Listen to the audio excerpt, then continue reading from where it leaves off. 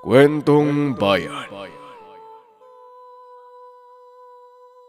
Ang kwentong ito ay hango sa totoong buhay. Mula ito sa isa nating kabayan na itago na lang natin sa pangalang Jose. Dekada 60, sa lugar ng Capiz. Pag-uwi niyo sa bahay niyo, maglaga ka ng 7 dahon ng pulang bayabas. Samahan mo ng 3 butil ng asin sa 1 litro ng tubig. Yan ang inumin mo sa loob ng 1 linggo. Pagkatapos bumalik ka sa akin. Malinaw ba? Wika ni Tandang Bitoy. Kilalang manggagamot sa baryo. Kasalukuyan itong ginagamot ang dalaga na napaglaruan ng kapre sa sapa habang naglalaba. Maraming salamat po, Tandang Bitoy. Gagawin ko po yung sinabi nyo. Sana po, lubayan na ako ng kapre. Gabi-gabi na lang po eh. Pabalik-balik na naglalakad doon sa sampayan namin. Hindi na nga po ako makatulog ng maayos eh. Tugon ng dalaga. Huwag kang mag-alala. Pagkatapos nito, lulubayan ka na niyan. Nga pala, huwag mong kakalimutan ang pagpapausok ng pinatuyong ugat ng sulasi. Makakatulong yon para makatulog ka ng mahimbing. Jose Iho, magdala ka nga dito ng 7 ugat ng pinatuyong sulasi. Iabot ko dito sa dalaga nang hindi na siya mahirapan pang maganap. Utos ng matanda sa mag-aaral. Ang pangalan nito ay Jose. Opo, tatang. Eto na po. Ihanda ko lang po. 12 taong gulang at ulilang lubos. Si Jose ay laki sa bahay ampunan. Subalit tumakas ito. Nagpalaboy hanggang sa mapadpad sa baryo nila Tandang Bitoy. Sanggol pa lamang ay wala na itong nakagis ng magulang. Natagpuan sa basurahan at kinupkop ng mga taga-bahay ampunan. 7 taong gulang siya nang maglayas sa nakagis ng tahanan. Natagpuan ni Tandang Bitoy na natutulog sa paradahan ng jeep habang nanginginig sa taas ng lagnat. Simula noon ay kinupkop na ito ng matanda. Hindi naman ito pinagsisihan ng albularyo dahil masipag si Jose at mabilis turuan. Sa katunayan, ito ang kumukuha ng mga ugat at halamang gamot sa gubat para sa matanda. May kakaibang kakayahan ng bata. Isang beses lamang ituro sa kanya ang gagawin. Kagad na itong natututunan, maging ang mga halamang gamot. Kahit makita o maamoy lamang ay kabisado niya na ito. Kaya matindi ang paghanga niya sa matanda. Pagdating naman sa mga gawaing bahay, wala siyang aalalahanin sapagkat kaya na din ito ni Jose. Ate, ito na po yung ugat. 1 peraso lang po yung ilagay nyo sa baon ng nyog. Budburan nyo po ng kaperanggot na asin at lagyan ng nagbabagang uling. Ilagay nyo to sa kaliwang bahagi ng bahay nyo para mabalot ng usok ang buong tahanan. 6:00 ng hapon lamang po ito maaaring gawin. Hayaan nyo lang hanggang sa mamatay ang baga. Pagpapaliwanag ni Jose. Napangiti naman ang matandang manggagamot. Kabisado ng bata ang mga dapat gawin. Nakikita niya na mas magiging magaling pa itong manggagamot kumpara sa kanya. Maraming salamat po dito ah. Mahirap po kasing makahanap ng sulasi sa lugar namin. Malaking tulong po ito. Tugon ng dalaga.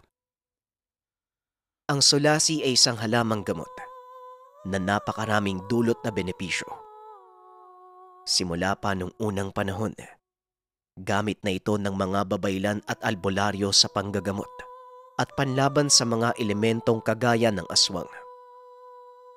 Mula sa dahon hanggang sa ugat nito, mainam sa iba't ibang paraan ng panggagamot. Paborito ni Jose ang pangunguha nito sa kagubatan.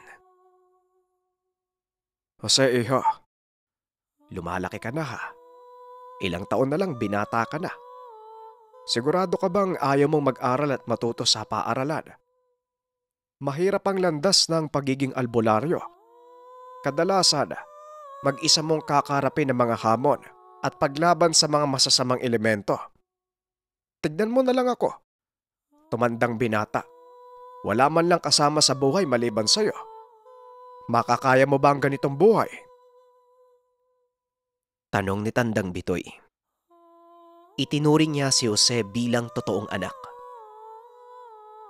Opo tatang, buo na po yung pasya ko eh. Igugugol ko ang oras at panahon para maging magaling at biyasang manggagamot. Gusto ko po talaga makatulong sa kapwa eh. Yung walang kakayahan laban sa mga bagay at nilalang na hindi kabilang sa mundo ng mga tao. Isa pa, maliit pa lang ako. Malaki na po yung paghanga ko sa inyo. Ayokong mabaon na lang sa limot ang mga sakripisyo nyo, tatang. Tugon ni Jose. Bawat kilos at desisyon nakaayon sa mga turo at payo ng kinikilalang ama. Isang araw pumunta si Jose sa kagubatan. Nais nitong manguha ng mga matatandang halaman ng sulasi. Kailangan nila ng mga dahon para sa langis at alkohol na ginagawa ni Tandang Bitoy. Mainam itong panghilot at pangtanggal ng mga sakit sa kalamnan at ulo, maging mga karamdaman na mahirap pagalingin kahit pa ng ospital. Nakita ni Jose na may nauna sa paboritong pwesto kung saan nagkalat ang mga halamang gamot. Sino ka? Anong ginagawa mo dito? Tanong ni Jose sa babae. Nakasalukuyang nangunguha ng oregano at sambong. Ginulat mo naman ako eh. Kuling ang pangalan ko. Kailangan ko ng mga dahon ng sambong at oregano. Bago panganak ang pinsan ko, kailangan niya ito para sa binat at sakit ng tiyan eh. Iniwan ng magaling na asawa. Kaya kami ni nanay ang nag-aalaga sa kanya at sa sanggol. Teka, bakit ba ako nagpapaliwanag sa'yo? Sino ka ba? Hindi naman siguro sa'yo itong gubat to. Tugon ni Koleng. Jose ang pangalan ko. Ngayon nga lang ako nakakita ng tao dito eh. Walang pumupunta dito dahil sobrang sukal at napakaraming ahas. Paano mo nalaman yung lugar na to? Tanong ni Jose. Tumayo si Koleng kasabay ang paghawi ng buhok. Doon nakita ni Jose ang maganda at maamong mukha ng dalaga. Dating manggagamot si nanay. Dito siya naunguha ng mga halamang gamot nung dalaga pa siya. Ikaw ba? Bakit ka nandito? Hindi ka naman mukhang mangangaso ah. Hindi ka rin mukhang manggagamot. Siguro engkanto ka no? Balak mo yatang paglaruan ako eh. Pwes, hindi kita uurungan. Tugon ni Koleng. Sabay dampot ng patpat at akmang ipapalo kay Jose. Teka, sandali. Anong engkanto? Nangunguha lang din ako ng mga halamang gamot. Baliw ka ba? Tugon ni Jose. Hindi, biro lang. Kilala kita. Ikaw yung anak-anakan ni Tandang Bitoy, yung albularyo. Siguro hindi mo na ako natatandaan. Pero nagpagamot yung pinsan ko kay Tandang Bitoy nung isang taon. Yung buntis na inaaswang sa Barangay San Isidro. Siguro hindi mo na natatandaan. Madami ko yung pasyente nun eh. Meron pa ngang sinapian ng tikbalang. O siya, aalis na ako, baka hinahanap na ako ng nanay ko eh. Maiwan na kita dyan? Wika ni Koleng. Teka, babalik ka pa ba dito? Ang ibig kong sabihin, maunguha ka pa ba ng mga halamang gamot? Tanong ni Jose. Ito ang unang pagkakataon na nagkaroon siya ng kausap sa kaparehong edad. Depende. Kung kakailanganin uli ni pinsan. At saka nanguha na ako ng mga maitatanim sa amin eh. Para hindi na ako pupunta dito. Mamaya matuklaw pa ako ng ahas eh. Tugon ni Koleng. At kaagad nang umalis sa lugar. Walang nagawa si Jose kung hindi ang pagmasdan ang dalaga habang papalayo doon sa lugar. Ayos lang. Sigurado namang makikita kita uli. Teka nga, mabuti pa manguha na ako ng mga halaman. Mamaya gabihin pa ako dito eh. Bulong ni Jose sa sarili. Mabilis siyang nanguha ng mga kailangang halaman at nagmamadaling bumalik sa tahanan. Tatang, nandito na po ako. Tang, alam niyo ba may nakasabay akong dalaga sa gubat. Nangunguha din ng mga lamang gamot eh. Binunot pa nga niya yung ilang sambong at oregano. Itatanim niya daw sa kanila. Wika ni Jose. Tumugon ng matanda habang umiinom ng pinakuloang dahon ng sambong. May dahilan kung bakit hindi tayo nangunguha ng pananim na halamang gamot. Iba ang bisa ng mga halamang malayang lumalaki sa kagubatan kumpara sa mga halamang pinalaki sa bakuran. Katulad ng aso, kapag nasanay sa loob ng pangangalaga ng amo, limitado lamang ang kakayahan nito. Pero kapag sa gubat lumaki, mas malakas at marami silang angking kakayahan. Ganon din ang mga halaman. Kung sa gubat lalaki, mas mabisa ang dulot na gamot. Pagpapaliwanag ni Tandang Bitoy. Tumango naman ang binata sa mga sinabi nito. Pagsapit ng linggo, magkasama si Jose at Tandang Bitoy papuntang bayan. Araw ng simba. Nakasanayan nilang dalawa na dumalo sa paunang misa. Napansin kagad nila ang magarang sasakyan na nakaparada sa labas ng simbahan. Alam nyo ba, magkapatid daw yung bagong dating na madre at saka yung may-ari ng sasakyan. Balita ko, magbubukas daw ng kainan yan dito sa atin. Nakita ko pa nga na kausap sila ni Mang Gustin, yung may-ari ng pwesto sa palengke. Wika ng isang ali. Aba, oo nga, balita ko, gwapo. Ang tanong, magkabatid ba talaga sila? O baka naman, nanunuyo ng madre? Tugon ng kausap. Napailing na lamang si Tandang Bitoy. Ay nako, ang aga-aga. Puro chismes ang inaatupag. Partida, nasa harapan pa yan ng simbahan. Wika ni Tandang Bitoy. Dumiretso na ito ng pasok sa simbahan. Matapos ang misa, nagkanya-kanya na ang mga ito pauwi sa bahay. Doon nakita ni Jose ang pinag-uusapang madre at may-ari ng sasakyan. Napansin niyang magkausap ito sa gilid ng simbahan. Tila pinapagalitan ng lalaki yung madre, ngunit biglang naudlot ng may mga dumaang tao. Kalaunay nakilala ang lalaki sa lugar dahil sa binuksan nitong kainan na may napakasarap na bulalo at sari-saring panindang pampasalubong. Hindi para sa mga lokal na residente, kung hindi para sa mga turistang dumadayo sa bayan. Mang Sardo ang pangalan niya, tatang. Mabait daw saka matulungin. Namimigay pa nga ng pagkain sa mga batang nasa bayan. At yung madre mabait din daw. Nagbabahay pa nga po sila eh. Nag-aabot na mga gamit at pagkain sa mga pamilya. Wika ni Jose.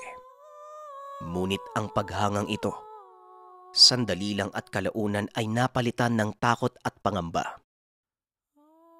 Nag-umpisang kumalat ang mga balita na ilan sa mga turista na pumupunta sa bayan ay hindi na muli pang natatagpuan. Nag-umpisang magkasakit ang mga tao sa lugar. Mula sa simpleng lagnat hanggang sa pagiging bayolente at mapanakit. Dahil dito, nagkaroon ng palagay ang matandang manggagamot. Iba ang kutob ko sa mga naghaganap, iho. Nagumpisa ang lahat ng ito nung dumating yung madre, pati na din yung negosyante. Mukhang may lihim sila. Wika ni Tandang Bitoy. Ano pong plano, Tang? Dumarami na po kasi ang sumasangguni sa inyo. Ang ilan pa, kailangan bumalik-balik eh. Kawawa naman yung mga tao. Wika ni Jose. Nag-usap ang dalawa. Hanggang sa nakarinig sila ng pagtawag ng isang babae. Tao po. Tao po. Tandang Bitoy. Nang silipin ni Jose ang bintana, naroon si Kuling. Nagtaka ang dalawa dahil gabi na at nasa labas pa ito ng tahanan. Anong may paglilingkod ko sa'yo, Eha? Parang ginabi ka yata. Tanong ni Tandang Bitoy. Kasi ho, nagpumilit talaga ako na pumunta dito. Malubha po yung kalagayan ni inay eh. Si Narcisa, kababata niyo ho. Ang sabi niya kayo lang daw po yung makakatulong sa kanya. Kaso habang naglalakad po, doon po sa kakauyan, may humabol po sa amin eh. Mabalahibo tapos malaki yung katawan. Kung hindi po ako nagkakamali, parang aswang po yun eh. Tugon ni Kuling.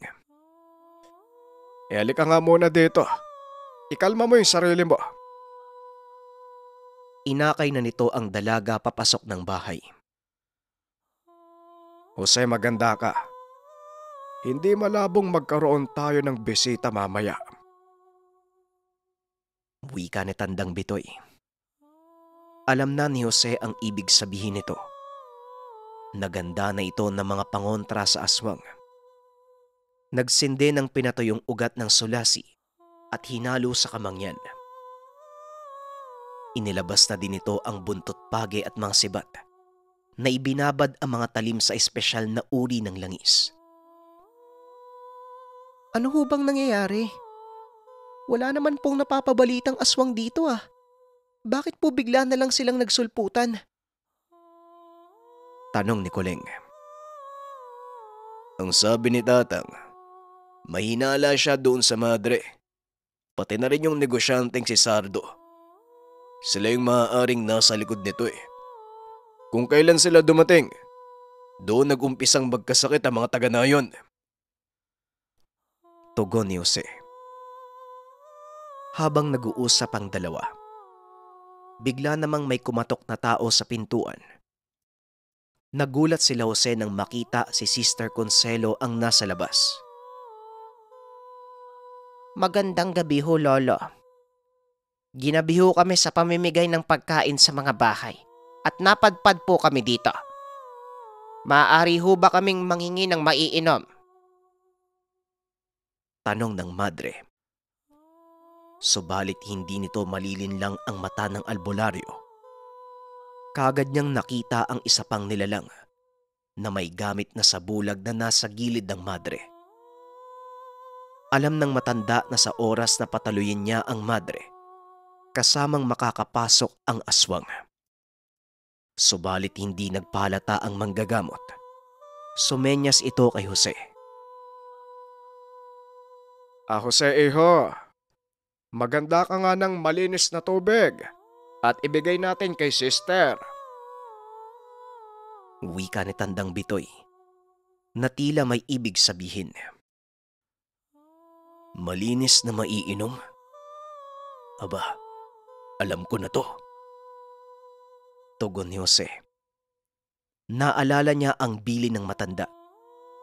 Ang malinis na maiinom ay tubig na may asin at patak ng alkohol mula sa dahon ng sulasi.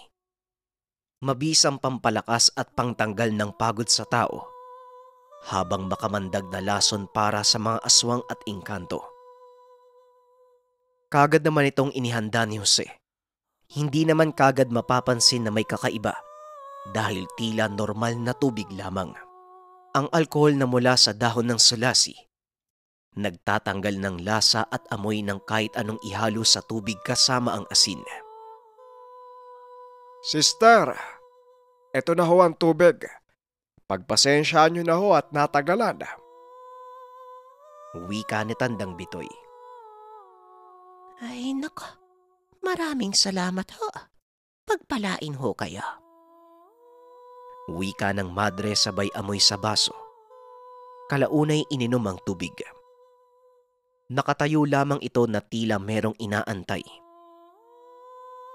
Sister, meron pa po ba kayong kailangan sa matandang kagaya ko? Tanong ni Tandang Bitoy. Tumugon naman ang madre. Nagtanong kung ilan silang nakatira sa tahanan. Walang kaalam-alam ang madre na kilalang albularyo ang nasa harapan niya. Ay, kasama ko po ang anak ko at ang pamangkin ko. Tama ho bang narinig ko nagbabahay-bahay ho kayo? Sister, bakit naman dito kayo napadpad? Madilim na sa kadelikado. Hindi po ba kayo nag-aalala? Baka ho may aswang sa paligid. Muling tanong ni Tandang Bitoy. Hindi naman ho. At isa pa, mabait naman ang mamamayan sa bayan. Yan nga lang, nakakapagod palang mag-ikot. At aswang, hindi naman totoo yun. Tugon ng madre.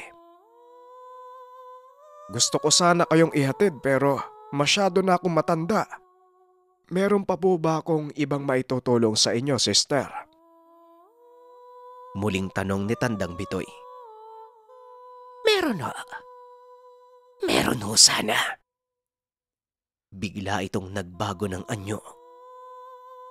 Ibigay niyo sa akin yung babae para hindi na tayo magkaroon ng problema. Wika ng nilalang. Tumawa lang si Tandang Bitoy sa sinabi ng aswang. Yan ang malaki mong pagkakamali. Hindi sana gagana yung ipinainom naming tubig kung hindi ka nagpalit ng anyo. Mali ka ng bahay na kinatok. Tugon ni Tandang Bitoy at nagbitaw ng orasyon. Hanggang sa bigla na lang nangisayang madre. Tumirik ang mga mata nito at tuluyang bumagsak sa lupa. Hanggang sa nakarinig sila ng malakas na pag-angil. Ito ang kasama ng madre. Walang iba kung hindi si Sardo. Ang buong akala niya ay hindi siya nakikita ng matanda. Marahan itong lumalapit sa tahanan. Ngunit sa bisa ng usok na nagmumula sa ugat ng halamang sulasi, nalulusaw nito ang anumang sabulag na ilalantad ang mga nakatagong nilalang. Bagamat sa kamay ng normal na tao, walang ganitong bisa ang halaman. Subalit sa kamay ng biyasang albularyo, sa mga orasyon, ito ay nagsisilbing mabagsik na pamuksa ng karamdaman at pangaaswang. Nang tuluyan itong makalapit, buong puwersang hinataw ni Lolo Bitoy ang tabak. Bumaon ito sa ulo ng aswang at kamuntikan pang mahati ang muka. Yan ang hirap sa inyo eh. Hindi nyo muna kilatisin ang tahanan bago kayo sumugod. Nadala siguro kasi mukha akong matanda eh. Wika ni Tandang Bitoy. Tang, ayos na po ba? Napatay niyo na? Tanong ni Jose. Jose, sana may natutunan ka sa nangyari ha. Anumang balakid sa harapan mo, tanggapin mo ng buong tapang. Dapat kalmado ka palagi. Hindi yung kapag alam mo nang nilalang yun nasa harapan mo, susugod ka kagad. Paminsan iho, talo ng matalino ang malakas. Ganun kasimple. Matapos ng kaganapan, sinunog nila ang bangkay ng mga aswang. Ilang araw ang lumipas matapos nun. Nawala na ang karamdamang bumabalot doon sa baryo. Mabilis na lumipas ang panahon. Nagawa pang gabayan ng matanda hanggang sa mag-21 si Jose. Dito na tuluyang pumanaw si Tandang Bitoy nang dahil sa katandaan. Hindi sumunod sa yapak na matanda si Jose. Hindi niya hinayaan na mag-isang mabuhay. Nagkatuluyan sila ni Kuling. Magkasamang pinagyaman ang lupaing naiwan sa kanila ni Tandang Bitoy.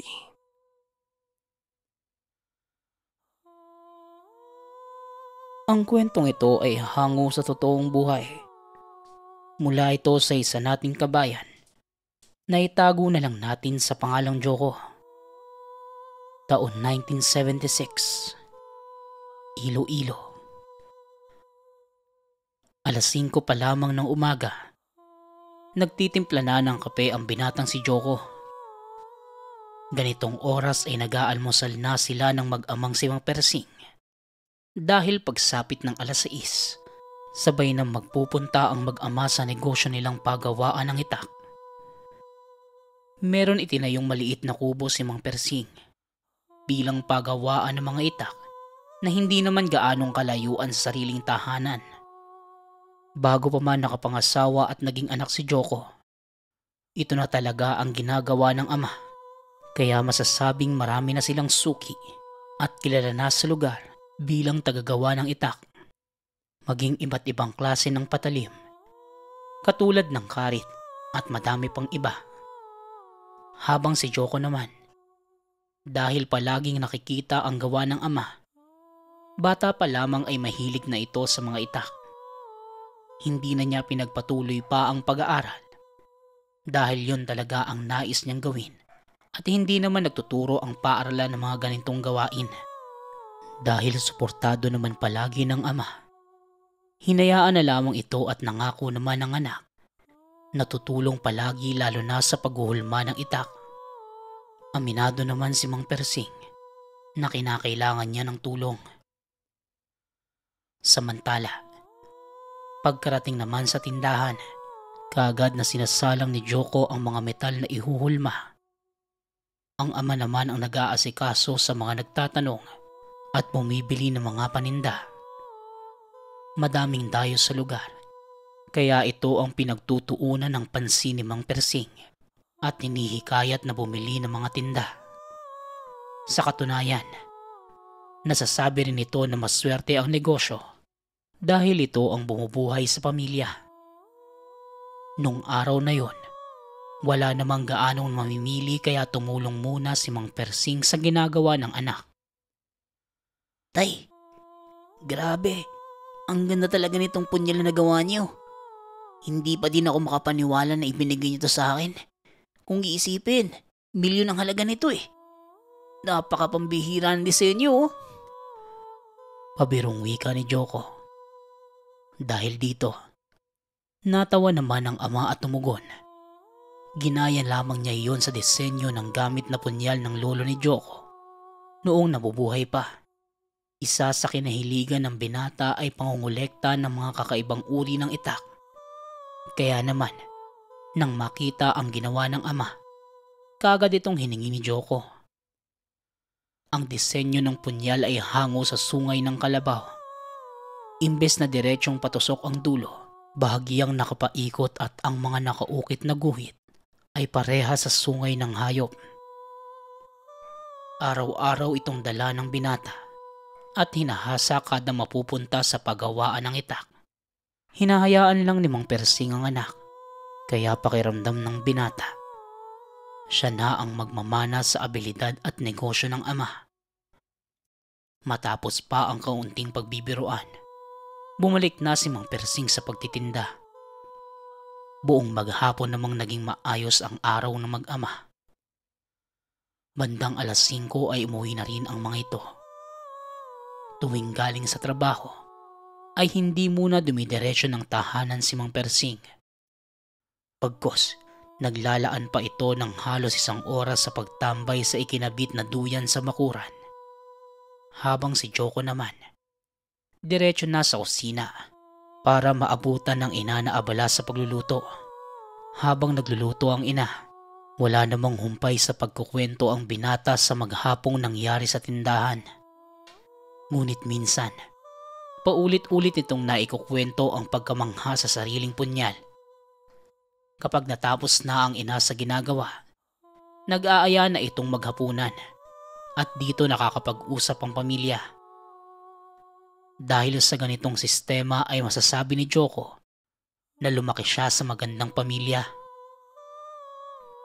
Isang araw, dahil kaarawan ng binata ay nagaya ang ina na pumunta sila sa kabilang bayan at doon ipagdiwang ang kaarawan ni Joko. Pumayag naman si Mang Persing. Ngunit sinabing hindi ito makakasama dahil meron siyang inaasahang mga dayuhan na pupunta sa tindahan. Naintindihan naman ito ni Joko. Tumugon ang binata na dadalhan na lamang niya ito ng pagkain pag-uwi. Bago pa man sumapit ang tanghalian, nakarating na ang mag-ina sa lugar. Isa ito sa pinakasikat na kainan ng mga panahong yun. Maraming putahing nakahain, kaya maiinganyo talaga ang mga tao na dayuhin ito. Ngunit ang pinakaaabangan ay ang paglabas ng iba't ibang uri ng alak. Mahilig sa mga alak ang ina.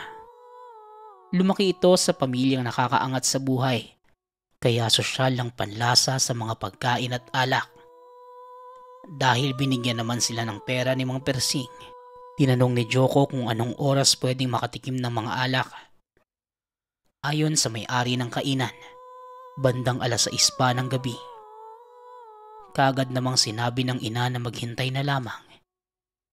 Hindi na tumugon pa ang binata dahil bihira lang naman silang makalabas at kaarawan niya rin ang araw na yon. Samantala, matapos nilang makakain ng tanghalian ay pumunta na muna ng parke para maglakad at pagkatapos, namili naman ang binata ng mga bagong damit at sapatos.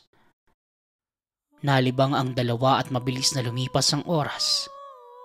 6:00 na ng gabi at dumiretso na sila sa kainan para makainom ng alak. Eksakto namang pagdating ay nakalatag na ang iba't ibang kulay ng mga bote. At makikita naman ang mukhang mamahalin. Tuwang-tuwa naman ang ina ni Joko, kaya hinayaan niya lamang ito na kumuha ng gustong alak. Napapangiti na lamang ang binata dahil sa isip niya. Siya ang nagdidiwang ng kaarawan ngunit tila mas masaya pa ang ina. Ngunit masarap naman sa puso ng binata ang bawat ngiti at pagkasabik ng ina. Lumipas pa ang ilang oras. Hindi na malaya ng dalawa ang paglalim ng gabi. Kaya naman, nang mapansing 11:00 na, inalalayan na ni Joko palabas ng kainan ng ina dahil sobra na ang pagkalasing. Habang naglalakad, nakaramdam ng pag-aalala si Joko dahil maraming tao sa daan at dati nang napapabalita na nagkalat ang masasamang loob. Kaya minabuti nitong dumaan na lamang sa bundok kung saan madaling makarating sa tahanan. Dahan-dahan lamang sa paglalakad si Joko habang bitbit ang ina. Napakatahimik ng lugar at kahit papano, nakikita pa naman ang paligid dahil sa ilaw ng buwan. Ngunit habang tumatagal, natatabunan na makulimlim na ulap ang liwanag. Kaya nahihirapan na si Joko sa pagtingin sa daan. Biglang humalakhak ng napakalakas ang ina. Dahilan kaya nabulabog ang nananahimik na bundok. Hanggang sa may narinig na mga kaluskos at mahinang pag-angil. Walang ano-ano eh. Bigla na lamang may humablot sa inaalalayang ina. Ramdam ni Joko ang bilis ng pagkahatak. Kaya hindi na nagawa pang maagaw ito pabalik. Matapos ang paghablot, bigla namang nawala ang lahat ng ingay at pag-angil sa paligid na tila walang nangyari. Dahil dito, halos maligo na ang binata sa napakalamig na pawis. Gusto mang sumigaw ngunit hindi na nagawa pa dahil sa takot na nararamdaman ng mga oras na yon. Naniniwala din ang binata sa mga tinatawag na aswang, kaya naman iniisip niya na ito ang biglang kumuha sa ina. Dahil natatabunan ng ulap at puno ang liwanag ng buwan. Kinakapalang ni Joko ang daan. Ngunit dahil sa wala namang laban ang normal na tao sa mga nilalang, hindi na nagawa pa ng binata na mahanap ang ina. Hanggang sa nagising na lamang siya na nakahiga sa gitna ng talahiban. Hoy! Hoy! Gising, Joko! Nasaan ang nanay mo? Tanong ni Mang Persing. Dahil sa narinig ay napabangon kaagad ng binata. Tumingin sa paligid at napagtantong. Malayo na siya sa lugar kung saan nawala ang ina. Dahil hindi naman ito kayang magsinungaling sa ama, kaagad niyang nilahad ang mga nangyari. Buong maghapong sinuyod na mag-ama ang buong bundok at lahat ng nadaanan nila Joko. Ngunit bigo ang mga ito na makita ang ina. Nagawa na rin magpatulong sa ibang mga taong pamilyar sa bundok. Ngunit ni anino ng ina, hindi na talaga nakita. May mga nakapagsabi na rin na malabo nang mahanap pa ito. Dahil ang lugar talagang yon ay teritoryo ng mga aswang na nag-aalay ng karne sa pinuno. Dahil sa mga narinig, tila pinagsakluban ng langit at lupa ang pakiramdam ni Joko. Magmula ng araw na yon hanggang sa lumipas pa ang ilang buwan, patuloy pa rin sa paghahanap ang mag-ama. Hanggang sa isang araw, kusa nang sumuko si Mang Persing dahil malabo na talagang mahanap ang asawa.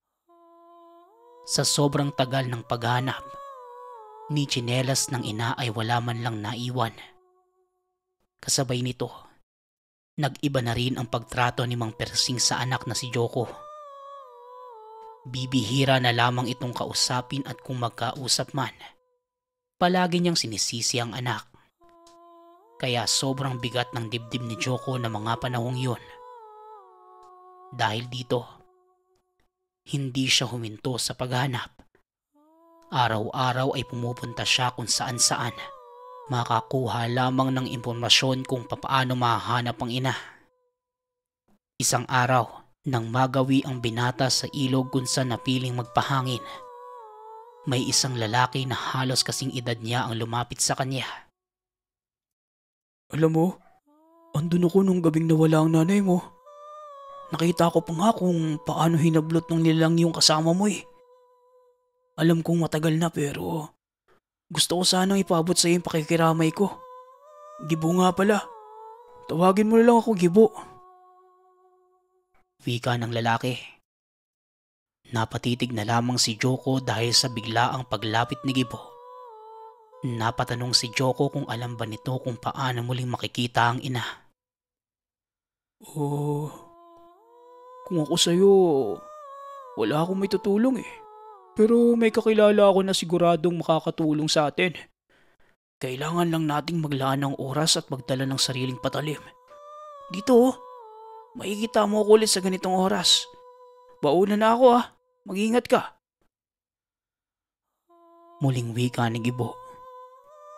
Diretso na itong tumalikod at naglakad papalayo. Kaya naman, hindi na nakapagtanong pa ang binata. Sa isip-isip niya bakit nabanggit nito ang salitang natin. Nakatitig lang si Joko kay Gibo habang papalayo sa kanya. Hindi nagtagal ay umuwi na rin ang binata. Pagkarating sa tahanan, kaagad niyang hinanap ang alagang punyal. Magmula nang mawala ang ina ay hindi na nito palaging dala ang gamit. Dahil nawalan siya ng interes sa mga bagay-bagay. Hanggang sa naalala niya kung saan niya ito nilagay. Naroon sa lalagyan ng damit at kaagad naman niyang nakita ang punyal. Habang tinititigan ito ng binata, muli niyang naalala kung paano ang dating samahan nilang mag-ama. Matagal na mula nang marinig niya ang huling pagtawa nito. Lalo na ang pag-uusap ng napakatagal na oras patungkol sa ginagawang itak. Mas lalo siyang inusig ng konsensya. Ito ang nagtulak sa kanya na gawin ang sinasabi ni Gibo. Dahil baka sa paraang yun, muli niyang maibalik ang lahat para sa pamilya. Kaya naman, nang mismong araw na yon, muling hinasa ng binata ang gamit na punyal. Maaga rin itong natulog dahil maaga siyang pupunta sa ilog kung saan nakita si Gibo. Nang sumunod na araw, pagkagising ng binata ay inihanda na niya ang sarili. Ibinalot nito sa isang itim na tela ang punyal at dala hanggang sa makarating sa ilog. Nang mga oras na yon, wala na siyang ibang iniisip kundi subukan ang sinabi ng hindi naman kilalang tao. Hindi na rin siya nagpaalam pa sa ama dahil alam niyang wala naman itong pakialam.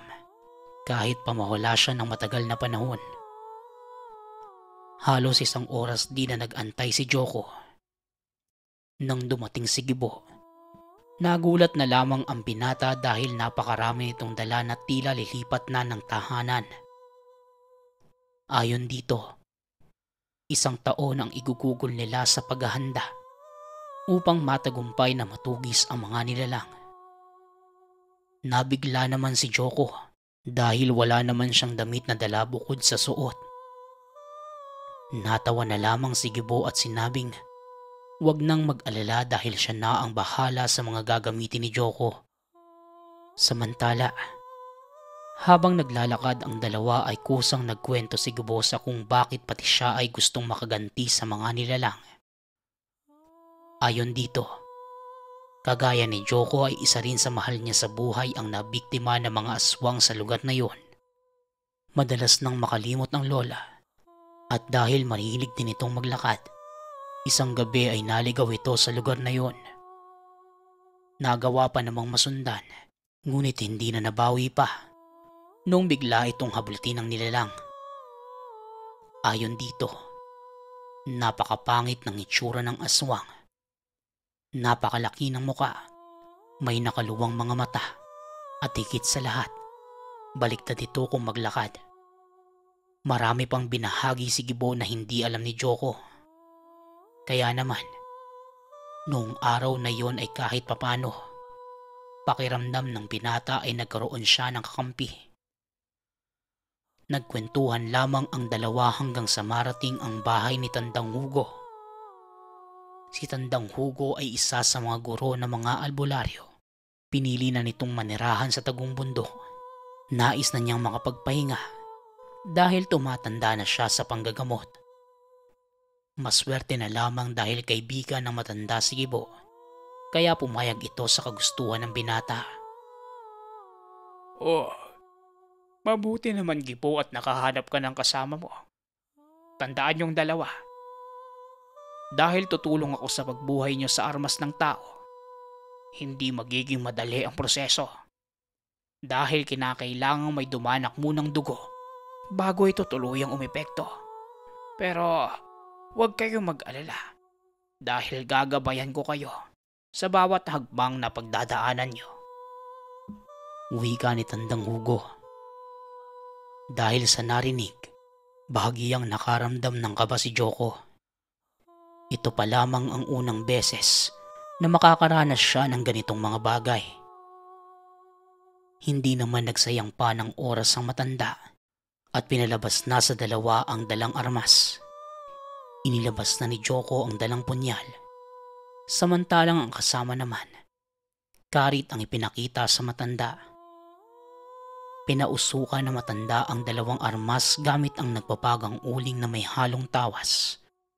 Matapos iyon, sabay na itinapat na matanda ang mga palad sa noo ng dalawa at nagbitaw ng mga panalangin.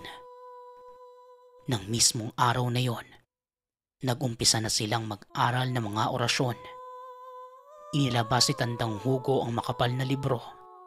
Nakasaad doon lahat ng panalangin na sasanayin ng dalawa.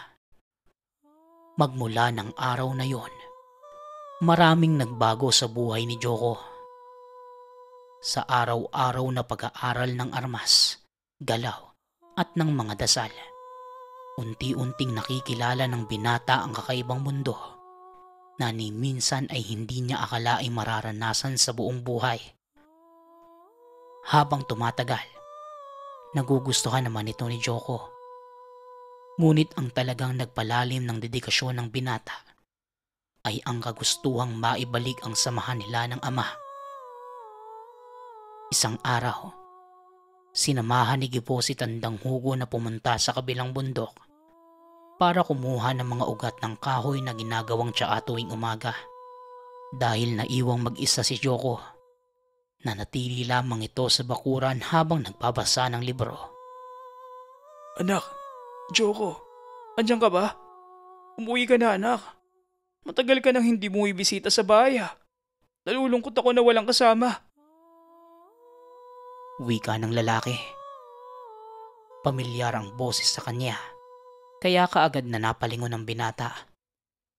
Pagtingin sa likuran, nakita ni Joko na nakatitig sa kanya ang ama. Kaya naman, walang pag-aatubili niya itong niyakap. Habang nakayakap pabalik ang ama, nararamdaman ni Joko na unti-unting humihigpit ang pagkakayakap nito sa kanya. Ilang segundo pa lamang ang lumipas. Tila nahirapan ng huminga ang binata. Nang akmang kakawala na sana, bigla itong humalakhak na tila demonyo. Sa puntong yon, doon lamang napagtanto na ang kaharap ay nagpapanggap lamang na ama. Hindi malayong ginagamit ng nilalang ang itsura ni Mang Pedring para malapitan ng binata. Nang makumpirmang hindi naman ito ang ama, nagpakawala na ng mga usalang binata. Dahilan para kumalas ang nilalang.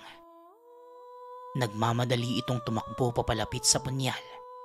Ngunit biglang lumakas ang hangin at halos tumalsik ang binata. Pagtingin niya sa nilalang, nakangisi ito at gamit pa rin ang wangis ng ama. Sa mabilisang paraan, pumunta iyon sa likuran ni Joko at paulit-ulit na kinalmot ang likod ng binata. Dahilan kaya tuluyan ang nanghina si Joko. Kahit anong usal at pagbitaw ng iba't ibang panalangin, tila wala itong epekto sa nilalang. Hanggang sa hindi na kinaya pa ni Joko at kusa ng sumuko ang katawan ng binata. Ito ang huling alaala na naiwan ni Joko sa mundo. Nang dumating ang matanda at kaibigang si Gibo, tuluyan na itong nawalan ng buhay. Ayon kay Tandang Hugo, malayo pa sa dulo ang pag-iensayo ng kaalaman ni Joko, kaya nagawa itong patayin ng nilalang.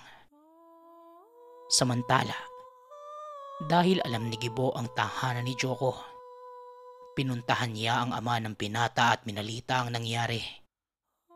Dahil wala din namang magagawa pa, naiyak na lamang si Mang Persing.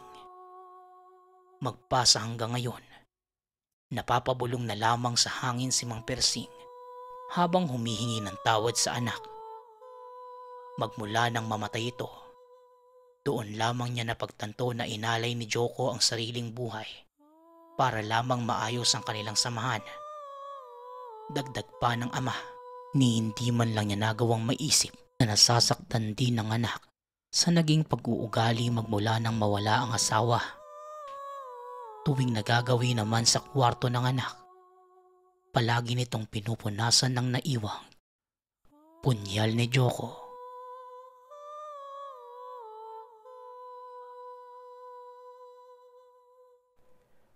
Kwentong Bayan.